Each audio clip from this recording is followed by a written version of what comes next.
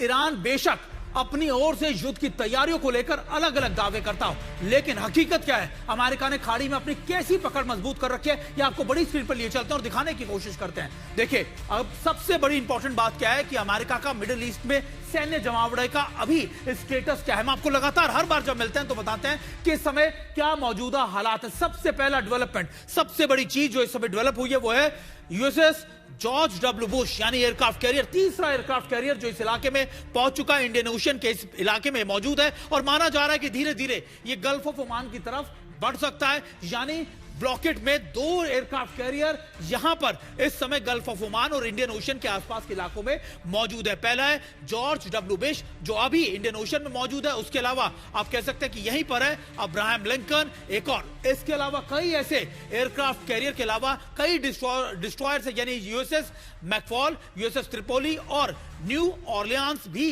इस समय इन इलाकों में मौजूद है। देखिए, डिस्ट्रॉयर्स हैं, एयरक्राफ्ट कैरियर। अब तैनाती इस समय 20-22 साल में सबसे ज्यादा तैनाती इस समय मिडिल ईस्ट में अमेरिका ने, सेंट्रल कमांड ने किया। अब इस तरफ चलते हैं, हम आपको बताते हैं कि और कौन कौन से एयरक्राफ्ट हैं जो मौजूद है। देखिए, यूएसएस बैनरी बीच भी यहां पर लगातार आप देख सकते हैं, ये वो इलाका है जो रेड सी का इलाका है। रेड सी के इस इलाके में भी यहां पर भी अमेरिका ने अपनी तैनाती की है, क्योंकि हूती ने यहां पर लगातार धमकी दी थी कि वो इसको ब्लॉकेट कर देगा। इसके अलावा अगर आप देखें यूएसएस गेराल्ड फोर्ड जो इस समय आप कह सकते हैं इजराइल की सुरक्षा के लिए तैनात किया गया है, उसकी सुरक्षा में तैनात इसको आगे किया गया। अब उसके अलावा आप देखिए ऑस्कर ऑस्टिन और बेलबेक जैसे एयरक्राफ्ट भी, डिस्ट्रॉयर्स भी यहां पर मौजूद हैं। यानी आप अगर इस पूरे नक्शे पे देखें तो आपको नजर आएगा कि इस समय अमेरिका की सेंट्रल कमांड की तैयारियां या सेंट्रल कमांड की जो तैनाती है वो इस समय कैसी है। इस समय मिडिल ईस्ट के यानी गल्फ ऑफ ओमान या स्टेट ऑफ हॉर्मुज के पास तैयारी कैसी है, फिर रेड सी के पास कैसी है, और उसके अलावा अगर आप देखें तो यहां पर भी अमेरिका ने अपनी तैनाती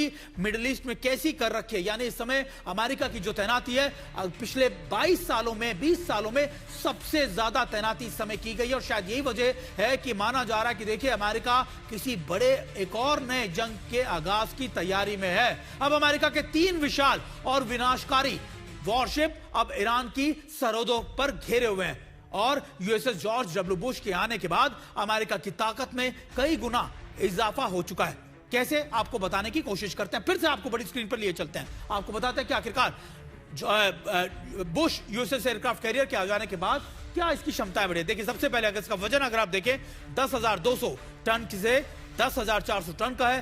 3 फुटबॉल मैदान जितनी बड़ी क्षमता इसमें मौजूद है, यानी चलता फिरता आइलैंड है ये। और उसके अलावा क्षमता 20 साल तक बिना रिफ्यूलिंग के चल सकता है, यानी इसको किसी भी आप रिफ्यूलिंग की जरूरत नहीं पड़ती। न्यूक्लियर आप इसे कह सकते हैं कि न्यूक्लियर पावर से चलता। और दूसरा इंजन अगर आप देखें 2A 4W परमाणु रिएक्टर इसमें मौजूद है, मैं आपको बता रहा था परमाणु रिएक्टर से चलता है। इसके अलावा एयरक्राफ्ट क्षमता कैसी है और क्रू मेंबर कितने हैं, अगर आप देखें एयरक्राफ्ट क्षमता की अगर आप बात करें तो यह है करीबन 60 से 90 फिक्स विंग के इसके ऊपर एयरक्राफ्ट मौजूद है, जिसमें आप कह सकते हैं कि इसके पास हेलीकॉप्टर्स भी हैं, फाइटर एयरक्राफ्ट भी हैं और 5,000 से ज्यादा क्रू मेंबर इस पर तैनात हैं।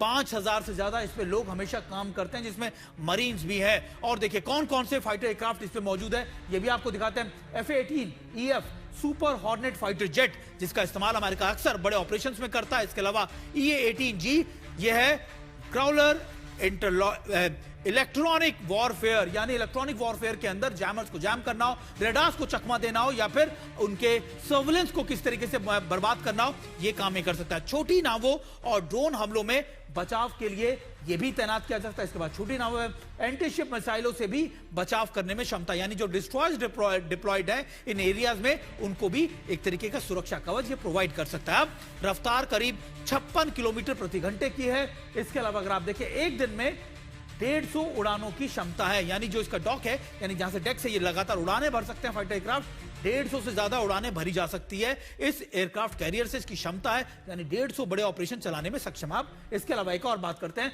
कि आखिरकार कौन कौन से 3 वो एयरक्राफ्ट कैरियर है जो इस समय मौजूद है। सबसे पहले मैंने आपको बताया, सबसे पहली तैनाती थी यूएसएस अब्राहम लिंकन की, जिसे गल्फ ऑफ ओमान में है और कॉम्बैट ऑपरेशन मुख्य भूमिका के लिए तैनात किया गया है। फिर यूएसएस गेराल्ड फोर्ड ये समय मिडिल ईस्ट में पोर्ट ऑफ हाइफा के पास है, यानी आप मानते हैं कि इजराइल की सुरक्षा के लिए ईरानी बंदरगाहों की निगरानी, यानी इसकी भूमिका जो मेन है वो इजराइल को पूरी तरीके से सिक्योर करना है, डिफेंस सिस्टम्स पहुंचाना है। अब यूएसएस HW बुश यानी ताकतवर फ्लोटिंग एयरबेस तीसरा एयरक्राफ्ट ये है जो इस समय इंडियन ओशन के रीजन में और बहुत जल्दी ये अपने ऑपरेशनल एरिया यानी आप कह सकते हैं कि गल्फ ओमान के बहुत करीब पहुंच सकता है जहां पर यूएसएस अब्राहम लिंकन तैनात है।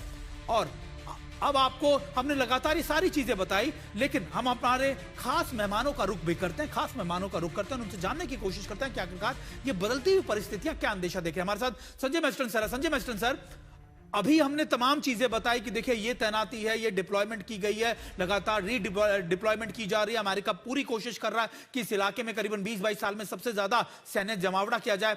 जब हम सारी चीजें ये देखते हैं और फिर बातचीत की टेबल को सजाओ देखते हैं तो ऐसा लगता नहीं कि अमेरिका की जो तैयारियां हैं, जो मंशा है, वो बातचीत की है। ये तो ऐसा लगता है कि नई सैन्य कार्रवाई की तैयारियां कर रहा है अमेरिका। बिल्कुल सुमित, देखिए बातचीत की तो दोनों कोशिश भी दिखा रहे हैं। आपको पता भी, अरागची भी आ रखे हैं पाकिस्तान में और अभी कुशनर और विटकॉफ भी आने वाले हैं और वो मिलेंगे नहीं, लेकिन वो मैसेजिंग करेंगे, अपने अपने मैसेजेस देंगे पाकिस्तान को अरागची ने ऑलरेडी दे दिया होगा कि उनकी क्या रेड लाइंस है और फिर वो पढ़ेंगे। ये वाली जो अमेरिकन टीम आ रही है फिर वो वहां डिस्कस करेंगे प्रेसिडेंट ट्रम्प से फोन पे और फिर ये नो गो हो जाएगा।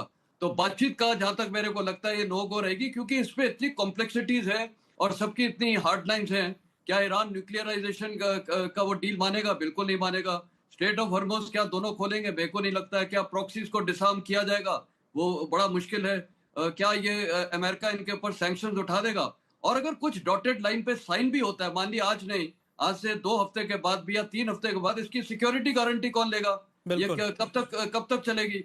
तो कहने का मतलब ये इतना बड़ा नेवल फ्लोटिला है, डिप्लॉयमेंट है आपका ईस्टर्न मेडिटेरियन से रेड सी से लेकर पर्शियन गल्फ, अरेबियन सी तक। तो ये तो कोई एक साफ जाहिर है कि ये अगले कॉम्बैट की तैयारी है दोनों साइड की।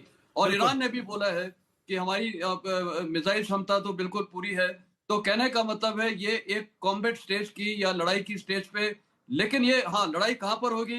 क्या ईरान के मेनलैंड पे होगी? मेरे को लगता है ये अभी ज्यादा इसका फोकस होगा स्ट्रेट ऑफ हॉर्मुज़ पे, और जो बंदर अब्बास में ये जो जागरे माउंटेन्स हैं उसके ऊपर जितना भी इनका डिप्लॉयमेंट होगा कोस्टल बैटरीज का, इसको थोड़ा ये सैचुरेट करके फायर पावर डाल के, और जितनी ये छोटी छोटी असॉल्ट बोट्स हैं IRGC की, उसको ये डिस्ट्रॉय करना चाहेंगे। बिल्कुल सर, हमारे साथ पाकिस्तान से भी हमारे गेस्ट मौजूद है अली फुरकान साहब। अली फुरकान साहब, जिस तरीके से मेस्टन सर बता रहे थे कि देखिए जंगी तैयारियां चल रही हैं, लगातार अमेरिका पूरी कोशिश कर रहा है, लेकिन अभी इस्लामाबाद में क्या चल रहा है? क्योंकि बातचीत की टेबल तो वहां सजी हुई है, लगातार कोशिश। देखिए ये तो हम जानते हैं कि फर्स्ट फेज की तरह 1-on-1 इंटरेक्शन नहीं होगा, 1-on-1 डेलीगेशन का टॉक्स नहीं होगी, लेकिन अभी वहां पर चल क्या रहा है? क्या ईरान की तरफ से वो अपनी शर्तों का मसौदा हमारे पाकिस्तान को दे दिया गया है या इंतजार किया जा रहा है अमेरिकी डेलीगेशन का?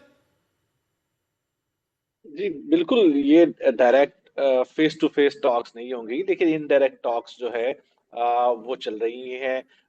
दोनों वफूद यहाँ आ रहे हैं, तो ये इटसेल्फ एक जो है बहुत बड़ा जो है वो कह सकते हैं एक मैसेज है, एक साइन है कि दोनों अतराफ जो है वो बातचीत चाहते हैं, दोनों अतराफ जो है वो जंग नहीं चाहते हैं। आप देखिए कि जब प्रेसिडेंट ट्रम्प ने सीज फायर को एक्सटेंड किया तो ईरान ने उसके जवाब में उसको जो है वो किसी किस्म की कोई वायलेशन नहीं की उसकी, और उसके बाद यहाँ पे आना अब्बास अरागची जो इस्लामाबाद आए हैं, वो खुद इसी ये एक साइन है कि वो बातचीत से चीजों को आगे बढ़ाना चाहते हैं और वो नहीं चाहते कि चीजें जो है वो आगे जाएं इस्लामाबाद। इसलिए जरूर जो है वो यहाँ पे उम्मीदें खत्म नहीं हुई हैं, होपफुल है इस्लामाबाद की चीजों आगे बढ़ रही हैं। बैक चैनल राब्ते जो है उनके नतीजों में दोनों अतराफ जो है वो आ रहे हैं यहाँ इस्लामाबाद में। उनकी अगरचे अभी ये तय नहीं है कि वो फेस टू फेस मीटिंग होगी, लेकिन अगर ये चीजें पेशरफ्त होती हैं और हमें कुछ बताया जा रहा है, जिस तरीके से आपने कहा कि अब्बास अरागची ने कुछ अपने तहफ़्फ़ुज़ात दिए हैं पाकिस्तान को, उन्होंने बताया है कि जो दूसरी तरफ है वो कुछ वायलेशन कर रही है उसको मैं माफी चाहता हूँ। तो उनकी अगर कुछ कंसर्न दूर होते हैं, उनको कुछ एतमाद साजी के इक़दाम लिए जाते हैं, तो यकीनी तौर पे दूसरे मरहले में और बहुत जल्द आगे इस्लामाबाद को लगता है कि दोनों सामने सामने बैठ सकते हैं अमेरिका और ईरान। बिल्कुल सर, हमारे साथ रुबिंदर सचदेव सर भी हैं। रुबिंदर सर, हमने अमेरिका की बात कर ली, हमने इस्लामाबाद की बात कर ली जहां टॉक चल रहे हैं, लेकिन ईरान का जो रवैया है, ईरान पहले से ज्यादा तलखी या फिर ज्यादा आप कह सकते हैं कि हार्ड स्टैंड ले रहा है और ये दिखा भी रहा है कि जहां बातचीत की टेबल पर अमेरिका कोशिश कर रहा था कि हम तैयार हैं, आप कभी हमें सिग्नल तो भेजिए, सिग्नल भेजा लेकिन साफ मना कर दिया कि हम डायरेक्ट डिप्लोमेसी नहीं करेंगे, हम वायर डिप्लोमेसी करेंगे, जैसा चलता आया था। तो क्या ईरान के हाथ में वो प्रेशर पॉइंट अब ट्राई एंड टेस्टेड आ गया है, जिसे हम स्टेट ऑफ हॉर्मुज का नाम दे रहे हैं, कि अब तो कुछ भी हो जाए, अमेरिका कुछ भी कर ले, ईरान अपनी शर्तों पर ही बातचीत को आगे बढ़ाएगा? थैंक यू सो मच जी, pleasure to be with you. देखिए, दो चीजें होती हैं, एक तो पब्लिक में जो लीडर्स कह रहे हैं, ईरान के भी और अमेरिका के भी और इवन इजराइल के भी जो कह रहे हैं, वो एक लेवल के होते हैं, बट उसके अलावा पीछे बातें हो रही होती है अलग अलग लेवल्स पे, राइट। तो पब्लिक में चाहे जो भी कहें, बिल्कुल बात नहीं करेंगे, अमेरिका भी ये कहता है, ईरान भी ये कहता है, इत्यादि इत्यादि, पर फिर भी दोनों पक्ष फेस टू फेस नहीं तो एट द सेम लोकेशन मिलने के लिए तो आ रहे हैं, तो कुछ तो हुआ बैकग्राउंड में बातें ना। That's one. सेकेंडली, आपने बिल्कुल सही कहा, मेरा तो मानना है कि इस जंग में एक नया सुपर वेपन पैदा हो गया है, जो अभी से पहले दुनिया में नहीं था, ईरान के पास भी नहीं था। ये सुपर वेपन बैटल टेस्टेड भी हो गया है, यानी कि स्ट्रेट ऑफ हॉर्मुज। इस पे अमेरिका ने इतनी फायर पावर मारी, इजराइल ने इतनी फायर पावर मारी, पर खोल नहीं पाए हैं अभी तक। तो ये जो सुपर वेपन पैदा हो गया ईरान का, इसको ईरान हमेशा के लिए फुल कंट्रोल में नहीं रखेगा, नहीं रख पाएगा, बट हमेशा ये अपनी डोमिनेंस अब इसे बनाना चाहेगा, चाहे जंग खत्म हो जाए, सीज फायर हो जाए, हॉर्मुज स्ट्रेट खुल जाए, आना जाना शुरू हो जाए। पर ईरान के पास अब ये कैपेबिलिटी आ गई है, जब चाहे वो इसको डायल अप करके दुनिया को बोलेगा मैं स्ट्रेट ऑफ हॉर्मुज बंद कर रहा हूं। फ्यूचर में कभी भी अब कर सकता है ईरान इस तरह का, राइट। बट इसके अलावा इशू जो है, जो मुझे परहैप्स लगता है, ट्रंप को जो प्राइस चाहिए ना इस समय, वो उसको मिल नहीं पाएगा, वो मुश्किल हो रहा है। ट्रंप को जो चाहिए एक clear cut victory, so to say, और उसमें स्ट्रेट ऑफ हॉर्मुज खुल गई, ठीक है, ओके फाइन गुड। उसे मेन जो चाहिए वो जो एनरिच्ड यूरेनियम है ईरान में, जो 60% का करीब 400-450 किलो का, 20% एनरिच्ड है करीब 200 किलो का, जो जिस भी मात्रा में है, जिसको इन सबको ट्रंप कहता है न्यूक्लियर डस्ट। बिल्कुल, ट्रंप को चाहिए वो सारी जो एनरिच्ड यूरेनियम है, ड्रम्स में हो, कैनिस्टर्स में हो, बड़े बड़े, तेहरान एयरपोर्ट की टैरमैक पे वो पड़े हों, और वहां एक अमेरिकन फौजी प्लेन खड़ा हो, वो सारे के सारे ड्रम उस पे लोड होकर के ईरान से बाहर निकाल के ले जाए जा रहे हों, चाहे जेनीवा, चाहे रशिया, चाहे जहां भी, ताकि ट्रंप कहे देखो मैंने इसका एनरिच्ड यूरेनियम निकाल दिया। अब वो जो पॉइंट जो उसे चाहिए, वो ईरानियंस के लिए बहुत मुश्किल हो गया है। और सर मुझे लगता है कि ईरानियंस वो पॉइंट या फिर वो बातें मानेंगे ही नहीं, और शायद इसी वजह से कहा जा रहा है कि देखिए बातचीत की टेबल भले ही सज गई हो, अमेरिका अपनी तैयारियों में लग चुका है। अमेरिका जब तक अब नेगोशिएशंस में बाधा डालने वाले बड़े कमांडर्स को नहीं मार देता, एनरिच यूरेनियम हासिल नहीं करता, वो भी इस युद्ध से वापस अपने आप को खींचना नहीं चाहते, क्योंकि अब ये अमेरिका की नाक और साख दोनों का सवाल है। इसी बीच एक बड़ा अपडेट अपने दर्शकों को बता दे कि अब लगातार इन बातचीतों के विफल होने की वजह से अमेरिका यह मानता है कि इसकी सबसे बड़ी वजह है आईआरजीसी के वो नए कमांडर जो नहीं चाहते कि बातचीत हो और अमेरिका के साथ युद्ध चलता है। इसी वजह से अमेरिका की एक वो हिट लिस्ट जारी कर दी गई है। अमेरिका की तरफ से दावा किया जा रहा है कि वो बातचीत की टेबल पर अब तब आएगा सीरियसली जब वो आईआरजीसी के इन तमाम बड़े कमांडर्स को मार देगा। यानी अमेरिका के ये वो हिट लिस्ट है जो हम आपको 4 बड़े चेहरे दिखा रहे हैं, इसके अलावा कई और बड़े चेहरे भी हैं जो इस समय ईरान के हिट लिस्ट के दावे पर किए जा रहे हैं, जिसमें आईआरजीसी के कमांडर इन चीफ है अहमद वाहिदी, इसके अलावा मोहम्मद बागेरी है,